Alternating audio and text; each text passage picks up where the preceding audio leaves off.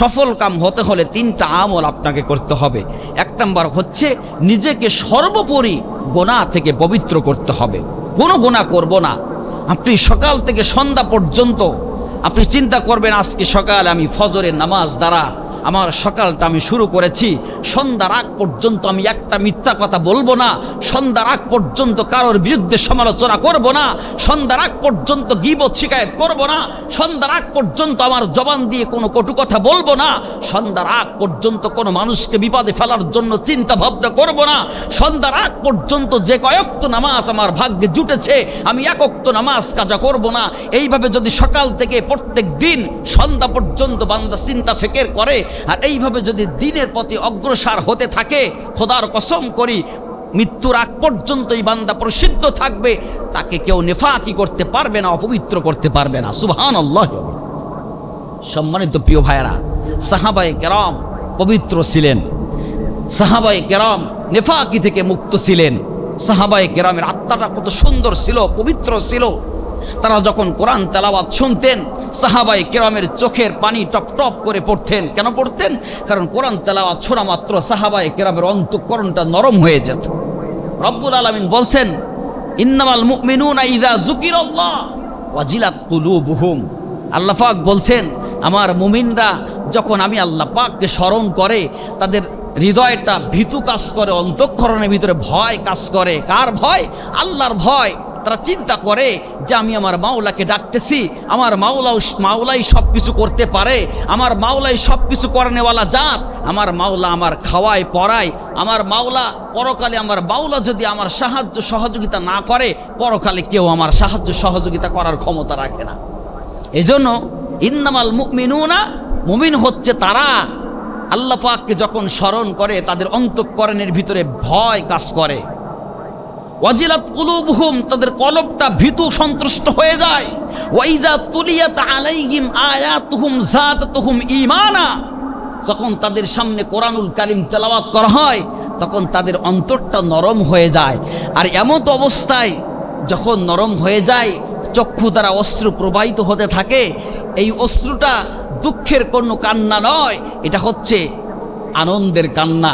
কারণ আমি আমার মাওলার পানি শুনতেছি, হৃদয়টা নরম হয়েছে বলেই আমার চোখ দিয়ে অশ্রু টপ টপ করে ঝরতেছে।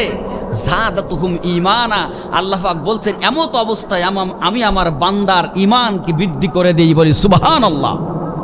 আল্লাহ পাক ঈমানকে বৃদ্ধি করে দেয়। সম্মানিত প্রিয় ভাইরা, এই জন্য সফল কাম হতে হলে সর্বপ্রথম আপনাকে পবিত্র হতে হবে, প্রসিদ্ধ হতে হবে, নিজের আত্মাটাকে রক্ত মাংস, মনে রাখবেন হারাম খাদ্য দ্বারা যেই রক্ত মাংস গঠন করবেন ওই রক্ত মাংস শরীর কিন্তু জান্নাতে যাবে না।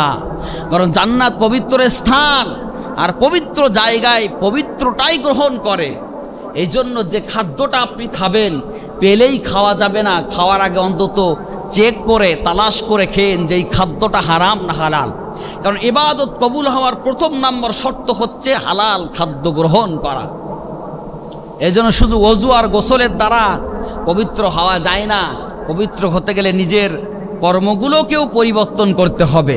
সম্মানিত প্রিয় ভাইয়েরা, ফাঁকি ফুক্কড়ি দেওয়া, মানুষকে ধোকা দিয়ে অর্থ নেওয়া, মানুষের সাথে চিটারি বাটপারি করে খাওয়া, এগুলো খেলেন তো আপনার নিজেকে আপনি নেফাকি অপবিত্র শরীর তৈরি করে ফেললেন।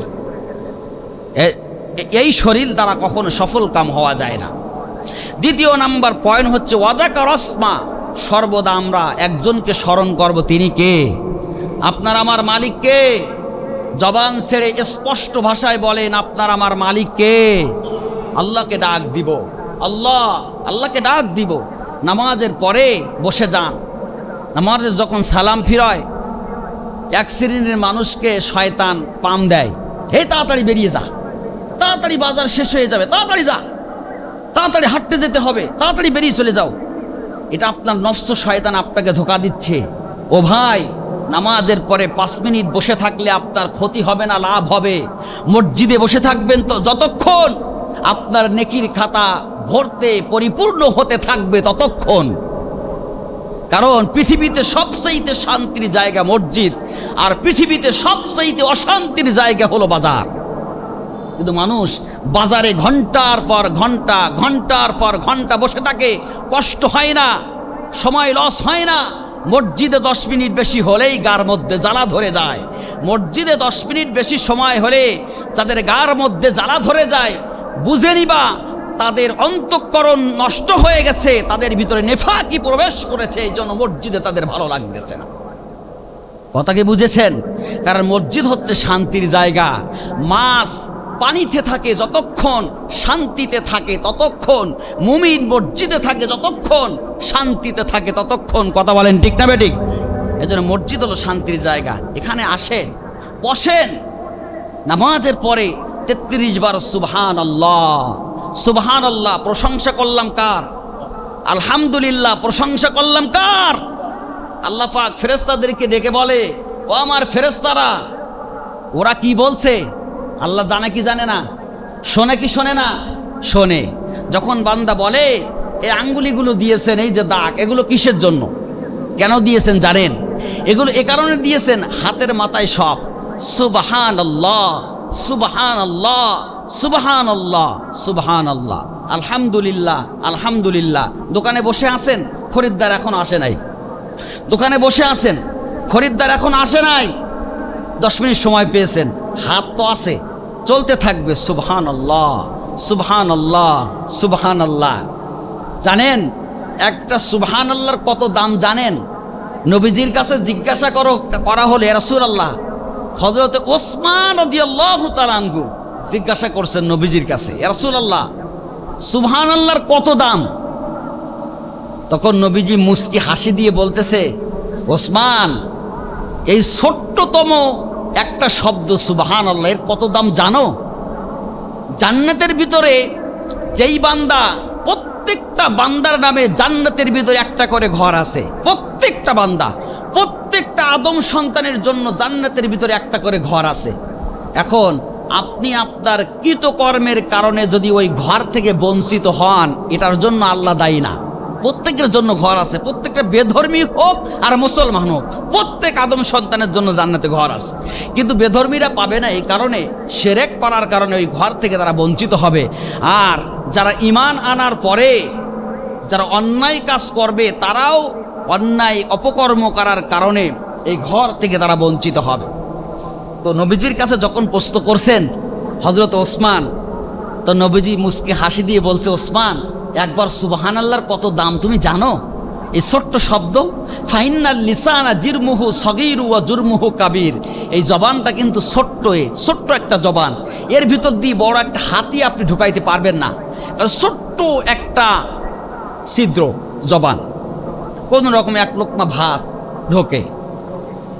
তো নবীজি বলছেন, দেখো একবার যদি কেউ সুবহানাল্লাহ বলে, তাহলে ওই বান্দার নামে জান্নাতের ভিতরে একটা গাছ তৈরি হয়ে যায়। আর একটা গাছ তৈরি হয়ে যায়, ফলবতী গাছ, সুস্বাদু খাদ্য, সুস্বাদু ফল ওয়ালা একটা গাছ তৈরি হয়ে যায়। নবীজি বললেন, হে ওসমান, 500 বছর টকবুকে তেজস্বী একটা ঘোড়া যদি দৌড়ায়, ছুটানো হয়, ওই গাছের ছায়া দিয়ে যদি দৌড়াইতে থাকে, 500 বছর পেরিয়ে যাবে, গাছের ছায়া শেষ করতে পারবে না। সুবহানাল্লাহি ওয়া বিহামদিহি। তাহলে একটা সুবহানাল্লাহর কত দাম! কিয়ামতের দিন আপনি আফসোস করবেন যে সময়গুলো চার দোকানে বসে বাজে গল্পই নষ্ট করেছেন। এই সময়ের জন্য কিয়ামতের দিন আফসোস করা লাগবে। যে সময়টা অন্যের সমালোচনায় লিপ্ত ছিলেন, কিয়ামতের দিন এই সময়টার জন্য আফসোস করতে হবে। হায় আফসোস, আমি ওই আধা ঘন্টা, ওই 1 ঘন্টা সময় যদি আমি কোরআন তেলাওয়াত করতাম, তাহলে আজকে আমার নেকির অভাব হতো না। ওই আধা ঘন্টা সময় যদি আমি জিকির করতাম, তাহলে আজকে আমার নেকির অভাব হতো না। ওই আধা ঘন্টা সময় যদি আমি নামাজে কাটাতাম, তাহলে আজকে আমার নেকির অভাব হতো না। আমি কেন এই সময়টা নষ্ট করেছি? কেন এই সময়টা বন্ধুদের আড্ডায় কাটাইছি? কেন এই সময়টা চার দোকানে বসে অন্যের সমালোচনা করেছি? কেন করেছি? এই আফসোস করবে বান্দা। হায় আফসোস, হায় আফসোস, কি সর্বনাশ করলাম! নিজের ক্ষতি নিজেই করেছি, নিজের সর্বনাশ নিজেই করেছি। আজকে যাদের নিয়ে আড্ডা করছেন, কিয়ামতের দিন এরা আপনার পাশে থাকবে না। ও মুসলমান, মেরে মোহতারাম দোস্ত আর বুজুর্গ, রিজিকের তালাশ প্রত্যেকের প্রয়োজন, রিজিকের সন্ধান প্রত্যেকের প্রয়োজন। রিজিকের সন্ধান করতে যেয়ে আজকে দুনিয়ার পিছনে দৌড়াইতে যেয়ে মাওলাকে ভুলে যেন না। একটা কথা মনে রাখবেন, কিয়ামতের দিন যদি আপনার মাওলা আপনার সহযোগিতা না করে, কিয়ামতের দিন যদি আপনার মাওলা আপনার সাহায্য না করে, কেউ নাই আপনার সুপারিশ করতে পারে, কেউ নাই আপনার সহযোগিতা করতে পারে, কেউ নাই আপনার সাহায্য করতে পারে। এজন্য ওয়াদাকা রাসমা, সফল কাম হওয়ার দ্বিতীয় পয়েন্ট হচ্ছে বেশি বেশি করে একজনকে স্মরণ করব, তিনি কে? আল্লাহ। নির্জনে কেঁদে দেখেন, নির্জনে কাঁদেন। মুমিন যখন নির্জনে মাওলার কাছে হাত তোলে, চোখের পানিগুলো টপ টপ করে পড়ে। নির্জনে যখন আল্লাহর কাছে বলে, আল্লাহ আমি অসুস্থ, আল্লাহ তুমি আমাকে সুস্থ করে দাও। মালিক আমার সংসারে বড় অভাব, তুমি আমাকে অভাব দূর করে সচ্ছলতা দান করো। আল্লাহ তুমি আমাকে হেফাজত করো, নানা ষড়যন্ত্র থেকে হেফাজত করো। বান্দা যখন মাওলার কাছে দুহাত তুলে কাঁদে, চোখের পানিগুলো টপ টপ করে যখন হাতের তালুতে পড়ে, নবী আলাইহিস সালাতু ওয়াস সালাম বলেন, চোখের পানি পড়তে দেরি, বান্দার পিছনের গুনাহ মাফ হইতে দেরি হয় না। সুবহানাল্লাহ। কিন্তু বান্দা চায় না। চেয়ে দেখো, এই দুনিয়ার কর্তৃত্ব কার কাছে? দুনিয়ার নেতৃত্ব কার কাছে? আল্লাহর কাছে। তাহলে তার কাছে চাও না কেন? কেন তার কাছে ধন্না দাও না? কেন তোমাকে ফজরের নামাজে পাওয়া যায়নি? কোথায় ছিলা তুমি? কেন আসরের নামাজে পাওয়া যায় না? কেন ঘন্টার পর ঘন্টা বাজারে বসে থাকো? মসজিদে আসো না কেন? বসো। চার দোকানে বসার দরকার আছে, বন্ধুদের সাথে বসার দরকার আছে, বন্ধুদের সাথে আলোচনা করার দরকার আছে, প্রয়োজন আছে। কিন্তু আজানের ধ্বনি যখন কানে পৌঁছে গেল, তা কেন উঠল না? আপনি নামাজে আপনি উঠে চলে আসতেছেন, আর এক বন্ধুকে কেন ডাক দিলেন না? বন্ধু চল নামাজে যাই, চল। একদিন ডাকবেন, 2 দিন ডাকবেন, 3 দিন ডাকবেন, 4 দিন, দেখবেন ঠিকই আপনার সাথে আসবে। দেখেছেন কখনো? কিয়ামতের দিন আপনি আপনার বন্ধুকে নামাজের দাওয়াত দেননি বলেই কিয়ামতের দিন জবাব দিতে হবে। আমার বন্ধু সে হবে যে নামাজি। সম্মানিত প্রিয় ভাইয়েরা, বেনামাজির সাথে চলা যাবে না এমনটা না, বেনামাজির বাড়ি যাওয়া যাবে না এমনটা না। বেনামাজির বাড়ি যাবেন, তার সাথে ওঠা বসা করবেন। কেন? দ্বীনের স্বার্থে, তাকে দ্বীনের পথে আনার জন্য আপনার ফিকির থাকতে হবে যে আমি ওর সাথে বন্ধুত্ব করব, ওকে দ্বীনের পথে আনার জন্য। এজন্য ওয়াজাকা রাসমা, আমরা সদা সর্বদা সফল কাম হওয়ার জন্য আমরা মালিককে বেশি বেশি করে স্মরণ করব, বেশি বেশি করে ডাকবো। কোরআনের একটা নাম হচ্ছে জিকির। কি নাম? জিকির। যত কোরআন তেলাওয়াত করবেন, আত্মা তত প্রসিদ্ধ হবে, তত নেকি বেড়ে যাবে। 3 নম্বর পয়েন্ট হলো, রব্বুল আলামিন বললেন, ওয়াযাকারা ইসমা রাব্বিহি ফাসাল্লা। 3 নম্বর পয়েন্ট হলো, রব্বুল আলামিন বললেন, সফল কাম হতে হলে বেশি বেশি করে সালাত আদায় করা। সফল কাম হতে হলে রব্বিহি ফাসাল্লা, বেশি বেশি করে নামাজ আদায় করো। আজানের পরে মসজিদে এসে 15 মিনিট সময় থাকে। আমি প্রায় বলি, বসে থেকেন না, আল্লাহু আকবার দাঁড়ায় যান। যত জায়গায় সেজদা দিবেন, যত জায়গায় আপনার কপাল চিহ্ন, যত জায়গায় সেজদার চিহ্ন পড়বে, কিয়ামতের দিন ওই সমস্ত জায়গা, ওই মাটিগুলো আল্লাহর কাছে সাক্ষী দিবে। আল্লাহ দাঁড়ায় যাবে, আল্লাহ আপনার বান্দারা সেজদা দিয়েছিল, আমরা তার প্রমাণ। যখন এই জমিন সাক্ষী দিবে, সেজদাহের সাক্ষী জমিন দিয়ে দিবে, তখন আর কোনো বাধা থাকবে না। আল্লাহ রাব্বুল আলামিন জমিনের সাক্ষীকে গ্রহণ করে বান্দাকে জান্নাতে দিবেন। সুবহানাল্লাহ। আসমান সাক্ষী দিবে, আসমানের নিচে জমিনের ওপরে বান্দা যেখানে সেজদা দিবে, ওই জায়গাগুলো আল্লাহর কাছে সাক্ষী দিবে। এই জন্য ফরজ নামাজ আদায় করার পরে একটু সাইডে যে সুন্নাত পড়বেন, মনে করবেন যে আমি বিভিন্ন জায়গায় সেজদা দিব, যেন বিভিন্ন স্থানগুলো, জমিনগুলো আমার জন্য সাক্ষী হয়ে যায়। রব্বিহি ফাসাল্লা, আমরা এই কপালটা নত করবো একজনের সামনে, তিনি কে? পৃথিবীর কারোর সামনে মাথা নত করব না। কারণ আমার খাওয়ায় কে? জোরে বলেন। এই যে মরা জমিনটা শস্য দ্বারা পরিপূর্ণ করে দেয় কে? ঘেরের ভিতরে মাছ ছেড়ে দিয়েছেন, ছোট্ট ছোট্ট বাচ্চা মাছ, এগুলো বড় করে দেয় কে? তাহলে সব কিছু যে করে, রব্বিহি ফাসাল্লা, সেজদা হবে তার জন্য, ঠিক কিনা? তার জন্য সেজদা হবে। পৃথিবীতে কারোর সামনে মাথা নত করব না।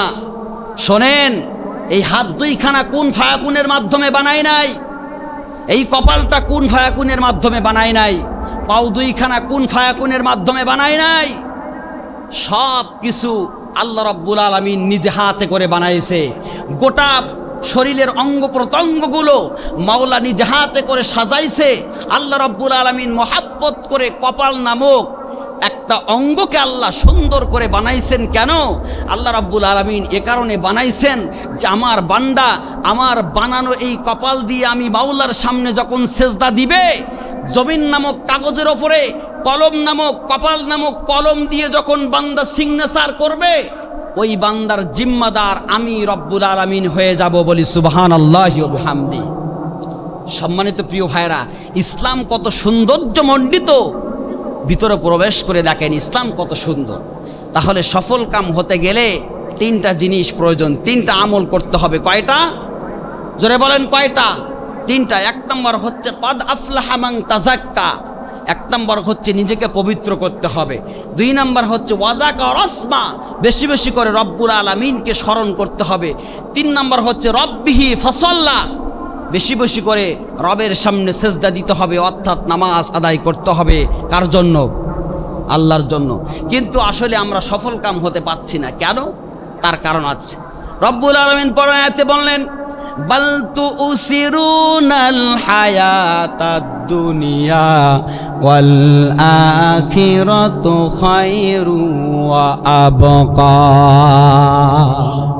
রব্বুল আলামিন বললেন তোমরা সফল কাম হতে পারছো না, কারণ হলো বাল তুসিরুনাল হায়াতাদ দুনিয়া, তোমরা দুনিয়ার মোহে পড়ে গেছো, দুনিয়ার মোহে ডুবে গেছো, এই জন্য তোমরা সফল কাম হতে পারছো না। অথচ ওয়াল আখিরাতু খায়রু ওয়া আবকা, আখিরাত হচ্ছে উত্তম, কতই না উত্তম, আখিরাতের জীবন তোমাদের জন্য কতই না উত্তম, কিন্তু তোমরা সেটা ভুলে গিয়েছো, ভুলে গিয়ে দুনিয়ার মুখে পড়ে গেছো, এই জন্য তোমরা সফল কাম হতে পারছো না।